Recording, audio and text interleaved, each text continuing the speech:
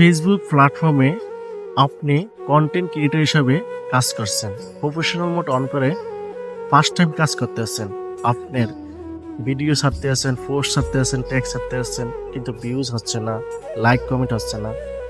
আসলে ফেসবুক প্ল্যাটফর্মে কাজ করতে হলে আপনার সর্বপ্রথম ভিডিও, পোস্ট, ট্যাক্সের থেকে লাইক কমেন্ট এগুলা তেমন আসবে না।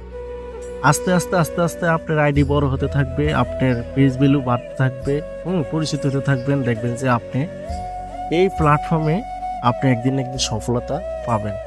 যদি ফার্স্ট টাইম এসে যদি আপনি সফলতা পেতে চান, তাহলে আপনি কখনো এই প্ল্যাটফর্মে থেকে সফলতা পাবেন না।